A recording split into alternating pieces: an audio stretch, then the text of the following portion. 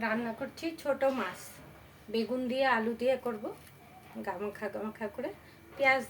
পেঁয়াজ কেটে নিয়েছি একটু ঝিঝি করে। পেঁয়াজটা অপশনাল, যারা পেঁয়াজ খেয়ে ভালোবাসে দিতে পারে, পেঁয়াজ না দিলে নেই। যে গ্যাসে কড়াই বসিয়ে দিয়েছি, তেল গরম দিয়ে দিয়েছি, তেলটা গরম হয়ে গিয়েছে। মাছটা ভাজার আগে এই নুন তো আমরা দেবই সবজিতে, তো মাছটা ভাজার আগে কড়াই তেলটার মধ্যে একটু নুন দিয়ে দিলে কি হবে, মাছটা নিচে কড়াইতে লেগে যাবে। তো আমি একটু নুন দিয়ে দিলাম। এখন আমি মাছগুলো আস্তে আস্তে ভেজে নিব।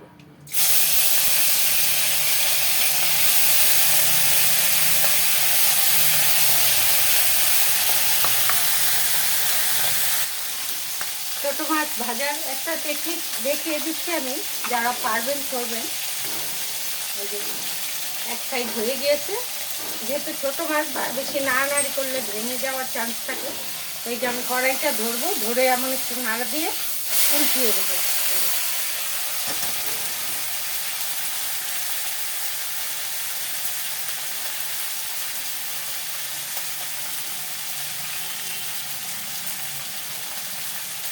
ব্যাস, উল্টার দিকটাও হয়ে গিয়েছে। আস্তে আস্তে আমি মাছটা তুলে নেব।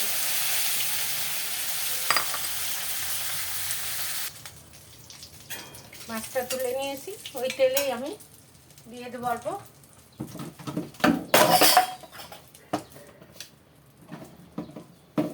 কালো জিরা ফোড়ন।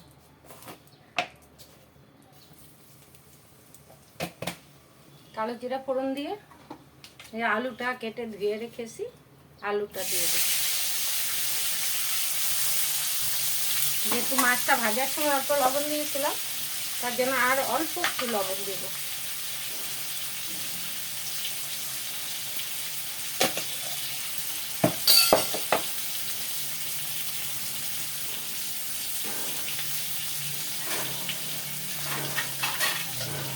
লবণ দিয়ে একটু নাড়া দিয়ে গ্যাসের স্টিমটা কমিয়ে দিয়ে এই যে ঢাকা দিয়ে দিয়ে আলুটা একটু ভাজি করে নেবো। যেহেতু আলুটা একটু বয়েল হতে টাইম লাগবে, তার জন্য আলুটা আগে অল্প ভাজা করে নেব ঢাকা দিয়ে দিয়ে।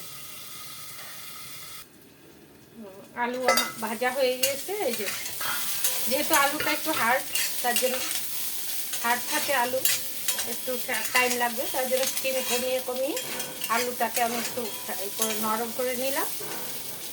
আলুটার সঙ্গে আমি পেঁয়াজটা দিয়ে দিয়েছিলাম, ওটা দেখাতে ভুলে গিয়েছি। তা এখন আমি এই যে বেগুন কেটে রেখেছি, বেগুনটা দিয়ে দেব। বেগুনটা অত টাইম লাগবে না, স্টিম বাড়িয়েই ঢাকা দিয়ে দিয়ে করলে হয়ে যাবে। বেগুনটা দিয়ে দিলাম, একটু নাড়াচাড়া করে এর মধ্যে আমি এই যে এখানে অল্প কালারের জন্য লঙ্কার গুঁড়ো দিয়েছি, হলুদ গুঁড়ো আর জিরে আর ধনে গুঁড়ো একটু জল দিয়ে ভিজিয়ে রাখলে তাহলে মশলাটা পুড়ে যায় না। এই মশলাটা আমি এখানে দিয়ে দিচ্ছি, পুরো মশলাটা।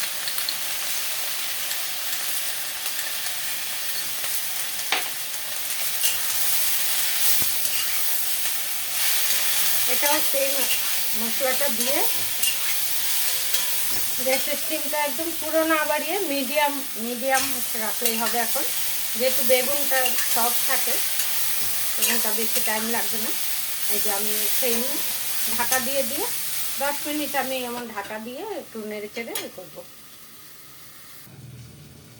হয়ে গেছে আমার। এই যে এইভাবে ঢাকা তুলে তুলে 10 মিনিট আমি নেড়ে চেড়ে বেগুন, আলু, পেঁয়াজ সব মশলা একদম সুন্দরভাবে কষে দিয়েছি।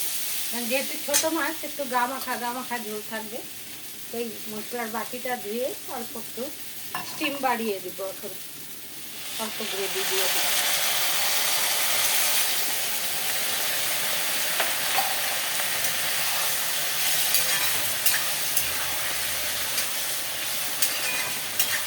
কষানোর সময় সব আমার এসব হয়ে গিয়েছে, মশলা এই সবজি পুরো বয়েল হয়ে গিয়েছে। এখন আমি এই ছোটো মাছগুলোকে আস্তে আস্তে করে উপরে দিয়ে দেব।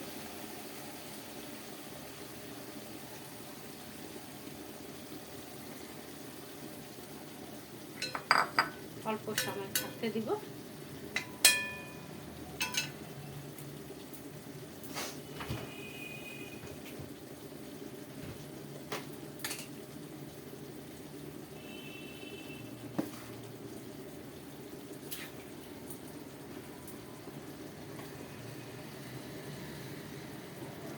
উপরে গার্নিশের জন্য কাঁচা লঙ্কার ফ্লেভারটা খুব সুন্দর আসে, উপরে কয়েকটা আমি কাঁচা লঙ্কা চিড়ে দিয়ে দেব।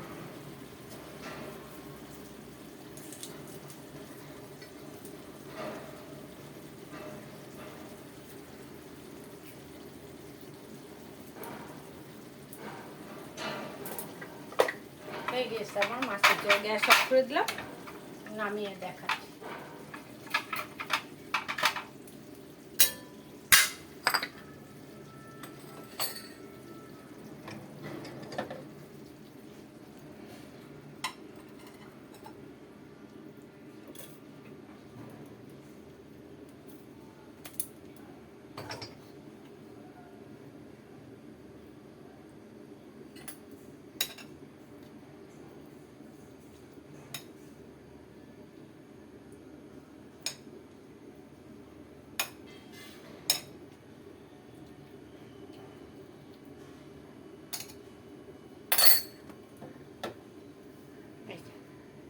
গামাখা ছোট মাছের চচ্চড়ি।